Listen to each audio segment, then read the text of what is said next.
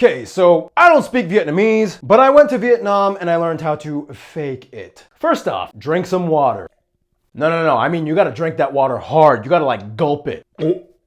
Okay, good. Now add some consonant sounds to that gulping. Now add some short stop vowels. Now just go crazy with the intonation and make your voice a little higher.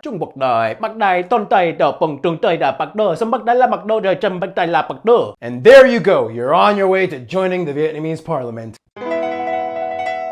It's time to learn geography now! Hey everybody, I'm your host Barbs. Get your Geography Now merch at geographynow.com, like this beautiful mug that I just gulped from. But also, Mini Barbs! And you can take him on your travels too. Get a Mini Barbs at figgyme.com. He fits great in a Geography Now mug, and you can take both with you on a trip, and I'm putting this away. So before I start this episode, I just want to say a huge thank you to all the Vietnamese geography peeps that I met when I visited Vietnam. It was so cool hanging with you guys and really trying to understand your country through your eyes. And even though you're not Vietnamese, thank you Brad, my fellow American, for driving me around everywhere on your mini bike. He lives in Vietnam and he speaks it. He's a super talented guy. So we've reached our last Southeast Asian country. Vietnam is definitely a rabbit hole country where the story just gets crazier and crazier the more you dive into it. How long of a dive will we take? Well, follow me and I'll show you the way. Oof! By the way, Mom, how did you like Vietnam? Interesting. It was interesting, okay.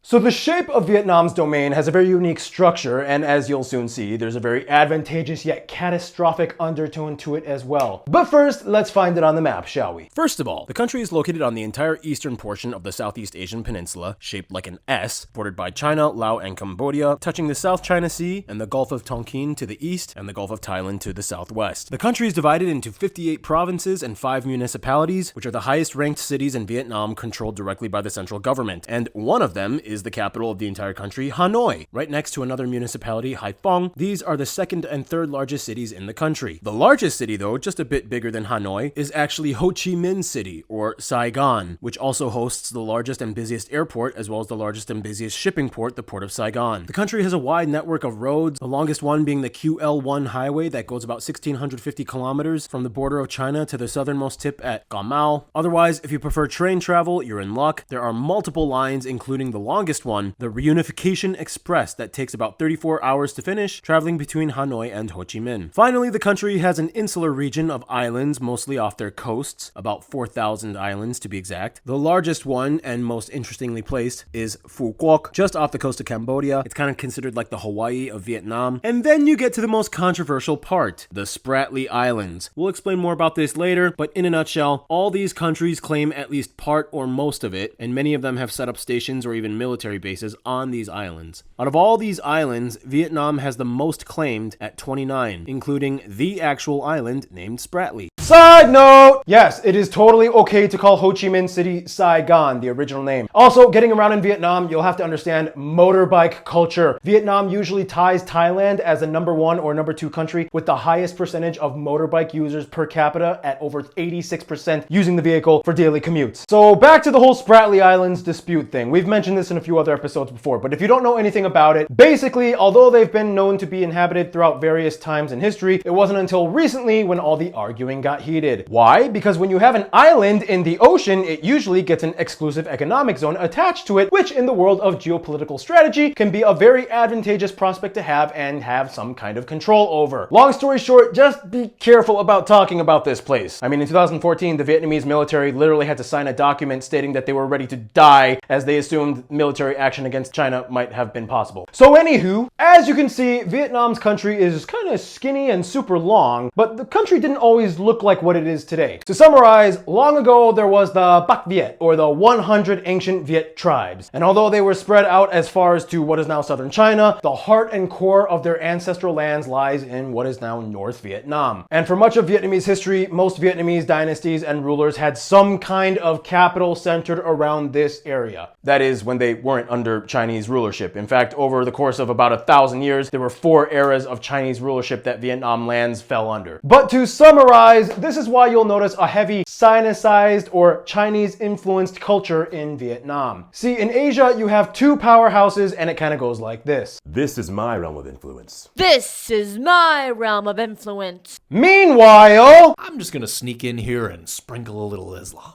Oh, while you're at that, we're just gonna sprinkle in some Catholicism. And that's how it's done. In Vietnam, everywhere you go, even though you know it's not China, you still kind of feel like you're seeing things that look kind of Chinese-ish. Everything from the temples, pagodas, even the folk religious shrines, all kind of follow that traditional East Asian aesthetic, like buildings with hipped tiled roofs and sharp elongated ridges. But the thing is, for the longest time, this only applied to the northern part of Vietnam. See, the southern part was actually under various Indo-sphere kingdoms, most notably the Kingdom of Champa. What was Champa? It was a Hindu-based kingdom of Austronesian peoples that were more closely related to the Malays rather than the Viets. They ruled the southern part of the area until the Vietnamese initiated the Nam Tien, or the March South, which was a series of conquests that the Vietnamese embarked on to acquire southern lands. Yeah, don't remind me. And at its greatest territorial extent, Vietnam once occupied lots of lands in what are now Laos and Cambodia under Emperor Minh Mang. Did you not just hear what I said? History is objective, dude. Gotta report it. Anywho, today Vietnam looks like this, and within Vietnam there are so many cool sights and places to see. To explain more on that, let's have one of our Vietnamese geography peeps explain, shall we? Hello, Hui Bao is here to introduce you to the top places in Vietnam that people visit. Just as Barb introduced to us in the Regions of Vietnam episode, the countries have different parts. Now, the northern region is widely considered as the heartland of Vietnamese culture,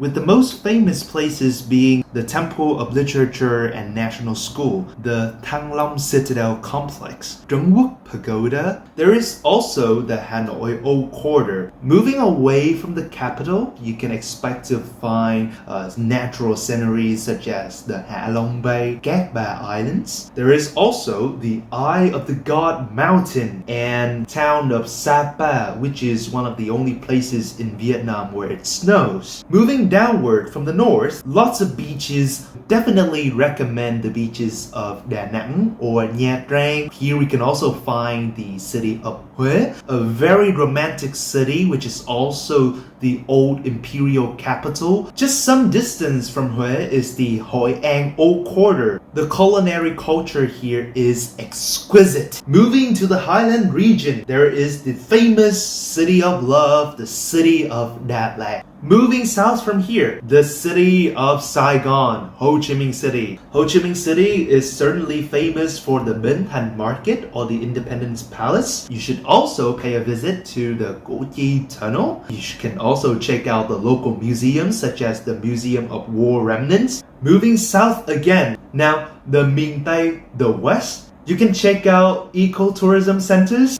because they grow a lot of fruit, a lot of rice. They need to trade it in the floating market. That being said, have a good one. Vietnam certainly hope to receive you someday. Back to Barb, right here, somewhere. Thank you! Man, I really regret not seeing the north side of Vietnam. Ooh, those crazy looking mountains and caves and waterfalls. Man, I'm probably gonna have to go back at some point. Let's dive more into the natural side of Vietnam now, shall we?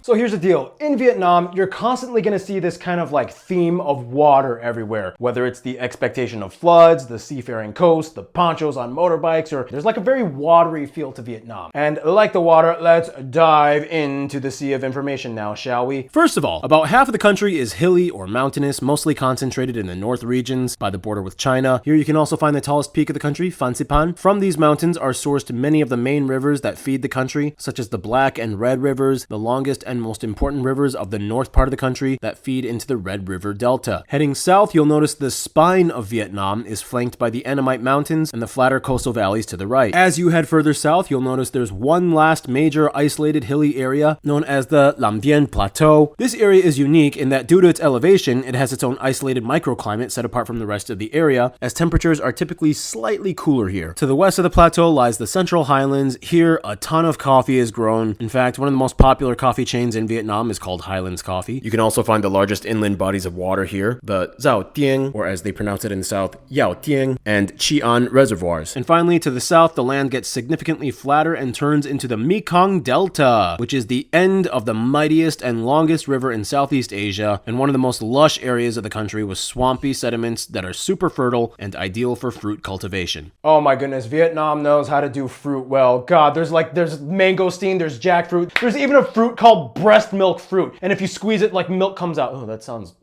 But one thing they do even better than fruit is coffee. Oh my goodness, when I went there, I could not believe how good it was. And with that, Mini Barbs and I are gonna have a little coffee break, and Noah is gonna fill in for the rest of this segment. Take it away, Noah. Noah, what have you been up to these days? Not a lot. So what's going on, my geography peeps? Let's do this one more time.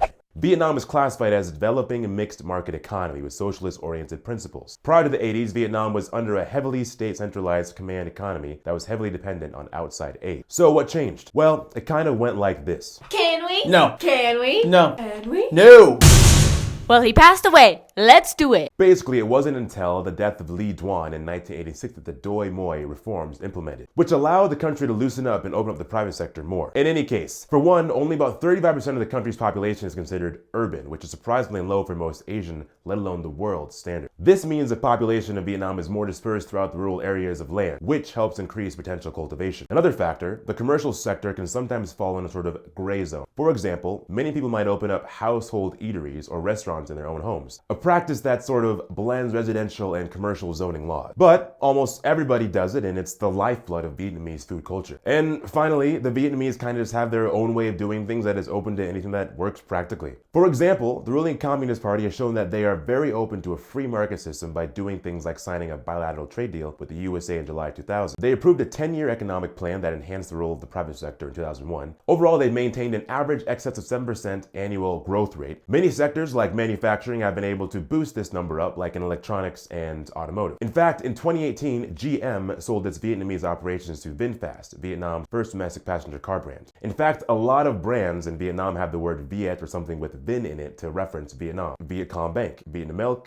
Vinatex, Viatel, Vinsmart, and so on. Today, they are the largest producer of cashew nuts, number 5 in rice production, number 3 in rubber, and yes, as mentioned, they are number 2 in coffee, which is surprising because Brazil is number 1 and they are about 25 times larger than them. And they have a unique specialty, weasel coffee, where they feed the weasels the coffee fruit, the beans ferment in their stomachs, and after it passes through their digestive system, the beans are recollected, cleaned, processed, and reserved. It's called weasel poop coffee, Noah. This is the best coffee I've ever had in my life. Oh! Right on. Well, speaking of weasels, that's only one of the types of animals you can find here in Vietnam. And to talk more about the animals, here's Caleb. Hey guys, I have this stuffed animal. It's not an animal, it's Liechtenstein with 2 eyeballs. And it's not the episode we're doing today. No, it's not. Paul gave me this and said, do an intro, and I'm doing it right now. We've run out of ideas. We're at the end of the rope here. So much of Vietnam lies in a lush tropical biosphere region that contains some of the most ancient ecosystems in Asia. And even up to today, many species are still being discovered, like the muntjac deer in 1990 and the Ninh Thuan blind skink, which is a legless lizard that looks like an earthworm. I mean, if a lizard doesn't have legs, wouldn't that just make it a snake?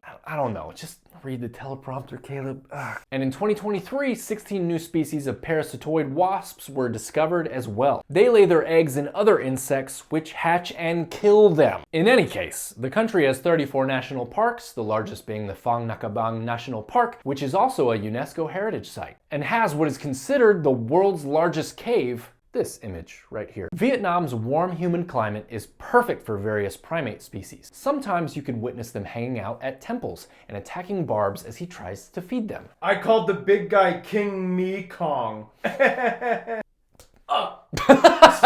But the one animal that lies in the hearts of the Vietnamese would have to be the fortuitous, powerful water buffalo. As strong, hardworking creatures, they have become an iconic national symbol of the country, which you can see all over, especially in the countryside. One little extra bonus fact, in Vietnam you might notice the symbol of the lac bird a lot. Nobody knows exactly what the origin is, or if it was even based off of a real bird, just kind of showed up on an ancient pottery and temple motifs, and since then it has become a legendary symbol of the nation. In any case, this has been a bunch of fun, and it's time for me to get out of here. Cheers, guys. Thank you, Caleb. Speaking of pho, Vietnamese cuisine is well known throughout the world, and chances are you may have already tried some. And to talk more on the cuisine of Vietnam, here's Ryan. We have like all kind of noodles, all kind of rice, all kind of meat, all kind of raws. Okay, so the north of Vietnam is most famous for its pho, bún mọc. Well, for Central region, I would say there are a lot of good things like cơm hến, bún bò Huế. While my favorite food from the south should be we have spring rolls and we also have cơm tấm. Hủ tiếu Nam Vang, yes, hủ tiếu is really good. Usually for the big coffee chains, they have used a mix between Robusta and Arabica. Vietnamese coffee usually Robusta. Okay, so we have like black coffee, we have milk coffee, the condensed milk coffee.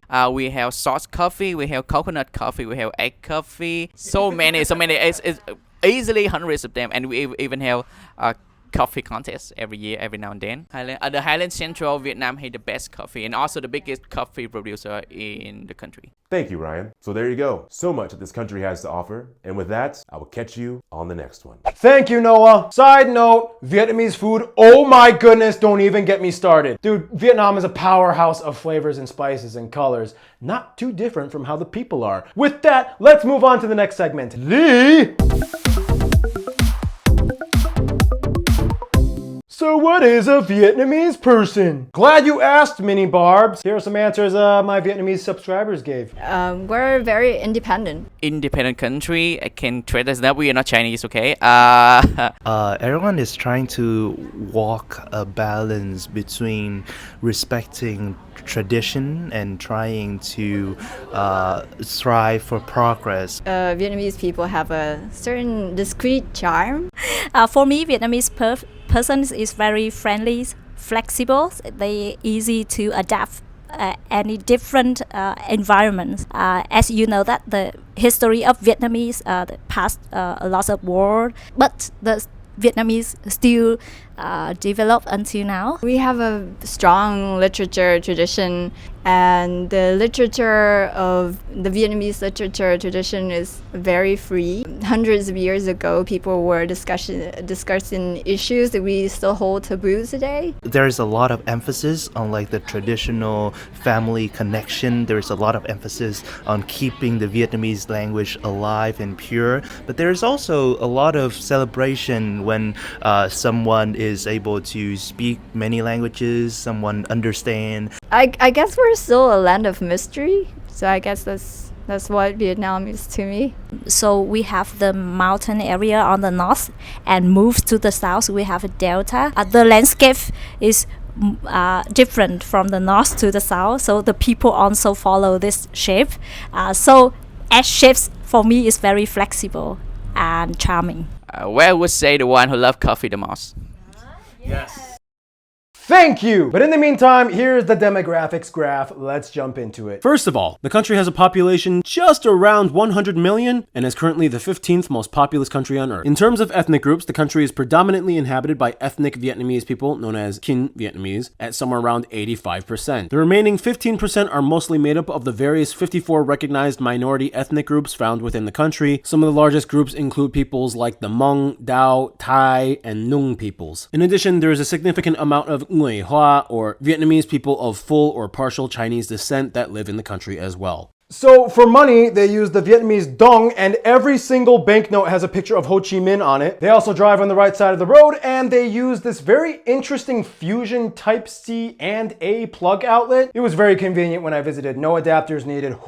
Now, language-wise, shocker, Vietnam's official language is Vietnamese, which is classified as an Austronesian language of the Mon Khmer branch, meaning it is a very distant cousin of Khmer, or the Cambodian language. But today, both languages are completely unintelligible and have very little in common. In fact, due to the Chinese rule era, it is speculated that somewhere around 30 to 60% of the Vietnamese language today is Chinese derived. On top of that, there are three main dialects, North, South, and Central, in which they say the Central is the hardest to understand. And on that note, here's the thing. Vietnamese is the only Southeast Asian country that didn't have any original indigenous writing system. Now, this is because while all the other countries like Myanmar, Thailand, even as far as Indonesia and the Philippines, they were all freely able to develop their own scripts between the 6th and 16th centuries AD. Meanwhile, Vietnam was under a 1,000-year rule period under the Chinese. And so from its very literary beginning, the Chinese script known as Chu Hoan was adopted before anything authentically Vietnamese could be developed. Over time, the Vietnamese people did a sort of similar thing that people in the Middle East did with the Arabic script, and they changed and modified it to fit their language better. So for example, to an English speaker, it would be like, This word is dog in English, but in our language,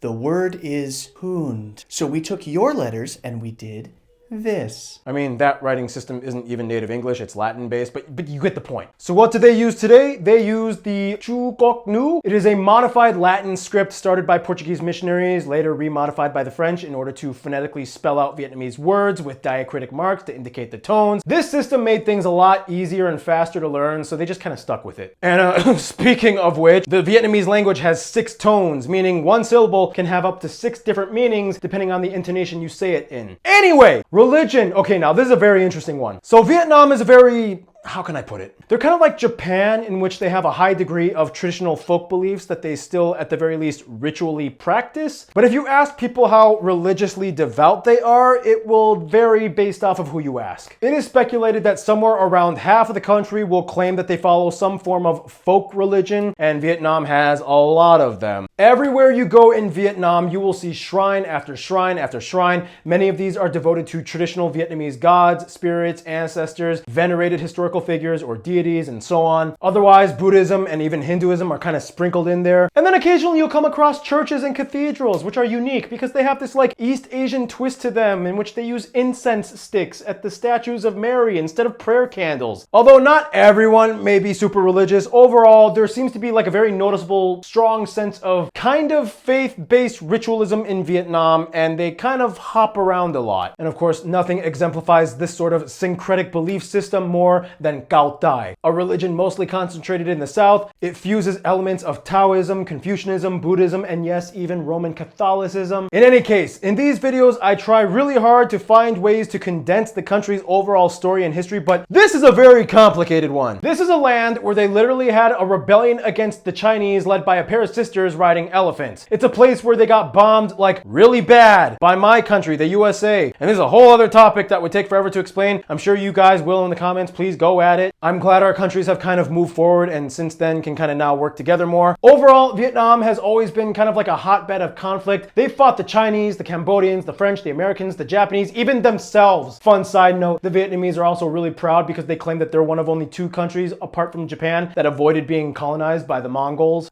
Technically, we should be the only country because we actually fought them, while the Japanese just got lucky with those typhoons that helped sink the Mongol ships. Yeah, a lot of my Vietnamese subscribers told me to put that in the script. In any case, in the most contemporary era, everything kind of boiled down to Ho Chi Minh. This guy is the icon of the country. Faces everywhere, his quotes are in the streets and in cafes. But what it comes down to is, even after the war, he really worked hard to unify Vietnam. There's even a word that Viets use to refer to their fellow Viets, especially those that are not of ethnic Kin Vietnamese ethnicity, Tong Bao, which means of the same fetus. And another thing that unifies Vietnamese people, sports! And with that, Art could not make it because he had a busy schedule. So I'm gonna fill in for him. Sports part with Art not being here. Just me. Sorry, Art. So Vietnam has quite a history of athletics and recreational activities. For one, let's bring it back to the traditional stuff. There are lots of fun regional activities. Lots of them are centered around using bamboo. Ti Cao Q, found in the Mekong Delta area. You have to balance on a suspended bamboo stick over a river. Don't fall in. You have stilt racing. You have the very tall bamboo swings. And probably no activity more iconic to Vietnam culturally, forgive me for butchering this, Dua Tu Yen, or boat racing, which has elaborately decorated sea vessels that the team must row across the finish line. Very Vietnamese. I told you, these are water people. So Vietnam has a ton of traditional martial arts styles, typically divided into 2 separate forms, the North Sino-Vietnamese inspired kinds and the South Cham Kingdom indigenous styles. Some of the most popular styles include things like Vo Vi Nam and Bin Tin, which means pacify. Nonetheless, the most commonly practiced martial art is actually Taekwondo. Thanks to their old ties to Korea and a large amount of Korean migrants that come to Vietnam, the martial art has gained massive popularity. And speaking of which, to this day, Vietnam has participated in every Summer Olympics since 1952, only missing Montreal and Los Angeles. And they've racked up 5 medals as of 2021, the Tokyo Olympics, including their first ever gold medal in 2016 in Brazil in shooting. Otherwise, what is one sport you will see everywhere, in every park, in every school? Badminton. It is disputably one of, if not probably, the most popular sport in Vietnam. They even host the Vietnam Open, one of the most prestigious badminton events in all of Asia. I swear, you go to Vietnam, you see badminton everywhere. I guess they love it, and they're pretty good at it. So there you go, that's the sports segment. And you guys know how this goes. Every time after Art finishes sports segment, I give a little intro into Hannah's culture segment. So I don't have to transition to myself because I am myself. I guess that means we're gonna go and move on to culture with Random Hannah. What's up, guys? It's Random Hannah, your favorite co-host on Geography Now, other than Paul. Or maybe you like me more than Paul, who knows? Maybe more than me, yeah. Comment down below, let us know. At this point, I mean, you're the token female, so. So as we mentioned, Vietnam does have 54 recognized ethnic minorities, most with their own language. So let's start off by highlighting some of the largest group. The largest minority group, at around 2% of the population, are the Thai people. Not to be confused with Thai, they are mostly found in the northeast. They have their own flag. Most follow a folk religion called Ten, and they have a unique dish that uses black ant eggs. Second largest at 1.5% are the Muong peoples, closest cousins of the Vietnamese. Occasionally you might see them using this flag, and they are famous for their epics and literature like this one, which translates to little by little. Next you have the Hmong peoples at about 1.5%, divided into clans and 3 cultural divisions, the white, green, and blue Hmong, famous for their colorful traditional clothing with pink horizontal lines and fine silver jewelry. They are also known for pepper dip and Hmong style sausage. Finally, the fourth largest group at about 1.1%, the Nuong people. They often might use this autonomous region flag. They are cousins to the Thai people. They are masters of terraced farming, famous for their indigo clothing, basket weaving, and crafts. Now, there are a lot of traditional clothing styles that vary by region, but the most common one you will probably encounter, usually worn at special events, is known as the Ao Wai or Ao Zai. It usually comes with a headpiece known as a Han Van. Otherwise, they also use these, the traditional conical hat. You can also wear these with the Ao Yai. Now, in Vietnam, you'll notice a lot of people have the last name Nguyen. My gynecologist's last name is Nguyen, actually, who delivered my child.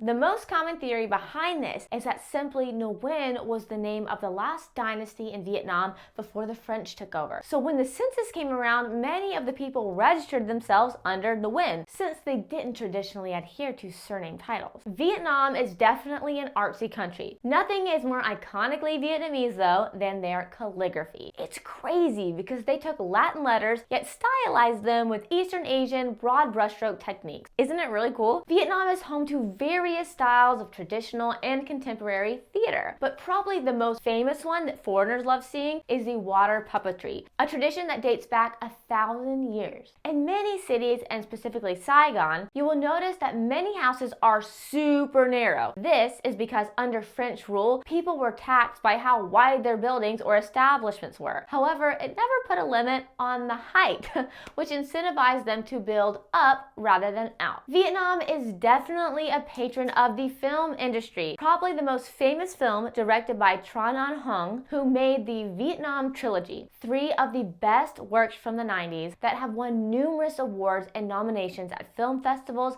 like Cannes and yes, even the Academy Awards. And finally, yes, Vietnam is a land of festivals. The Lim Festival, the Mid-Autumn Festival, the Wandering Souls or Ghost Festival, the Cold Food Festival, Independence and Reunification Day, and the largest and most important holiday that everyone partakes in, Lunar New Year or Tet. The decorations are insane. Entire cities transform into colorful wonderlands. And of course, you can't have a festival without some fine tunes playing in the background. To talk more about music, Keith would have done it, but he is actually not here. Where is Keith? I contacted Keith and he sent me a picture of a boat. I think he's on a cruise ship. I don't know. Keith has these weird adventures. So who should fill in? Probably my darling, handsome husband. I will do it. I guess Ian's doing it. I will do it.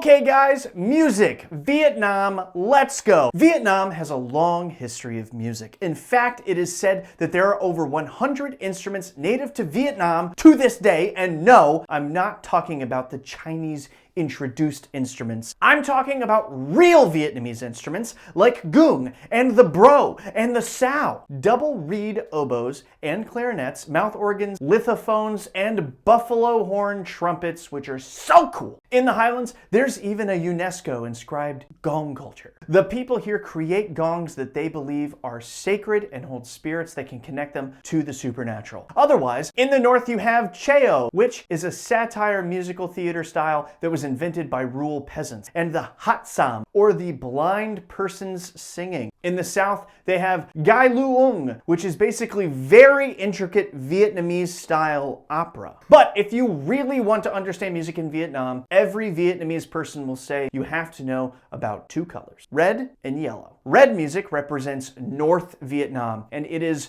revolutionary music. Let's just say, have you ever heard those intense military orchestra sound to it? Yeah, that's the kind of style. Then you have yellow music, which is the music of the South, featuring themes that focus more on suffering and romance. Since economic reforms, Vietnam has opened up to more Western tones, and now everything from V-pop, V-house, V-rock, and yes, even Vietnamese metal are super popular genres today. Stop what you're doing, look it up, it's nuts. Overall, they know how to rock it. Cheers to Vietnam. Woo. Thank you, Ian. And Keith, I don't know if you got off that boat yet, but if you have, let's follow up because I miss you, man. So there you go. That was a lot. And there are so many things we missed, but this video is getting super long. We got to move on to the next segment. So let's do it. The friend zone. Okay, so quick little side note. If you want to understand how Vietnam interacts on a global scale, you have to kind of understand the 4 no's in their defense policy. This means that Vietnam tries their best to maintain a strict commerce and cultural approach to their diplomacy, as opposed to a getting involved in international affairs policy. If you ask actual Vietnamese people, it really depends on who you encounter. See, each side, the north and south parts of Vietnam, kind of have their Western favorites based off of where their families in diaspora moved during conflict times. The north side of Vietnam was more allied with communist and socialist bloc countries, so many of their family members moved to places like Czechia when it was under the Czechoslovak Republic before the Velvet Revolution, or even Cuba back in the 70s and 80s. Fidel Castro even visited 3 times, and Cuban minister Roberto Morales was even quoted for saying, "Cuba is ready to give its own blood for Vietnam." When you talk to the South Vietnamese people though, they might say countries like France and the USA, where a lot of their relatives moved during conflict times. In fact, the USA has the largest Vietnamese diaspora community in the world at over 2.1 million, and France holds about 400K. The Americans and French also make up large numbers of tourists that visit every year, and many English and French services are offered in Vietnam to accommodate. Some Vietnamese people might say that Japan and both North and South Korea are friends as well, as they not only make up a huge portion of the immigrant community that lives in Vietnam, but historically they've been intertwined for centuries. Like when Vietnamese Prince Lý Long Tùng was exiled to Korea in the 13th century and eventually became a general in the Korean army, and today many Koreans are actually descended from him. Then we get to China. With these two, again, it's complicated. Politically and culturally, yes, they do align on many similar values, but the Vietnamese are very intent on making sure that the world sees them as Vietnam. These two go way back to the 1st century BC. They had the Chung Sister Rebellion, Mai Rebellions, to the more contemporary Sino-Vietnamese conflicts, the Spratly Islands dispute. Yet China supported them in the Vietnam War, while Taiwan supported the South. That's a whole other story. And since the 90s, they've been doing very well in terms of developing trade and development agreements. Their heads of state have visited and talked numerous times. But again, it's complicated. It's like no matter what the situation with China is, they have to keep reminding themselves to be Vietnamese above anything else. Now, Vietnam might not exactly say they have a best friend. However, if we're talking about like PTSD support group buddies, then maybe Cambodia? Like, yes, they've had conflicts, and yes, Cambodia kind of claims that Vietnam stole their land centuries ago. But technically, they are incredibly distant cousins that have a very close shared history. Each country's largest diaspora lives in the other country's land, and somehow, some way, despite any tensions, they keep finding themselves back at the bar playing a game of cards and doing shots. In conclusion, look, Vietnam, all I can say is, before making this video, I only had a surface understanding of your country and the basic academic facts. But when I actually visited your country, it was like, whew, it's a whole universe of complicated beauty. And if you know me, I love complicated, beautiful places. So cheers, Vietnam. And with that, stay tuned. Yemen is coming up next. Hey guys, so how would you like to come with me to Zimbabwe for the last episode? The company Tova Trip has decided they want to possibly collaborate with me if enough people are interested for a group trip to Zimbabwe. We're just trying to find out the logistics right now and see if anybody's even interested. And if you think you might be interested, take the survey in the link below and we're gonna try to organize and see if things can happen. So yeah, hopefully I'll see you in Zimbabwe. Cheers.